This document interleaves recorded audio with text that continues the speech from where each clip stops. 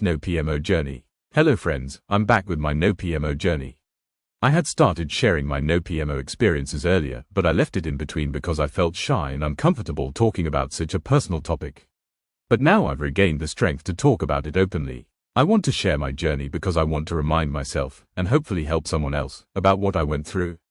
I was a chronic masturbator. My journey started when I was around 14 years old. At that age, I was bored and frustrated with my studies. Then I discovered something that felt exciting and pleasurable: masturbation. At first, I didn't think much about it. But slowly, it became a regular habit. Whenever I was alone, I would look for an opportunity to masturbate. It could be while studying, when my parents weren't at home, or even when I went to the toilet.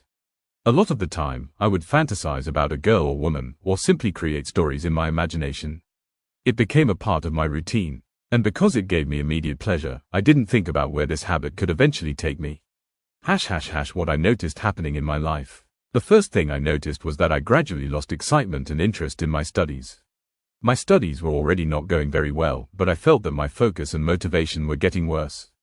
I also felt that my concentration and memory weren't good. At that age, I didn't really question what was happening. I simply thought, maybe I'm just naturally dull, Then something else started changing. I became increasingly shy and underconfident. While other people around me seemed energetic and confident, I became timid.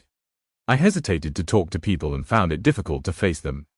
My academic performance also deteriorated. I scored a very low percentage in my 10th standard, which affected my confidence even more. I started avoiding people because I felt embarrassed about myself. And the biggest problem was that I didn't understand what was happening to me. I thought this was simply who I was. I thought, I'm naturally dull, I'm timid, I can't perform well, I can't face people, I can't make friends, I didn't understand that my habits, my environment, my thinking and my lifestyle could all be affecting the way I was living. Instead, I started believing that something was fundamentally wrong with me. And because masturbation was giving me such a pleasurable escape, I couldn't leave it. So I continued. Year after year, I struggled with my studies and eventually had a 3-year gap during intermediate education. Somehow, I eventually completed my engineering education. But when I finished my studies, I was left with low academic marks, very little confidence, extreme shyness, and almost no friends. And that was the person I had become. I didn't know it at the time, but this was only the beginning of my journey. This is my story, and in the next part, I'll talk about what happened after my education, how the habit continued, and when I finally started realizing that I needed to change.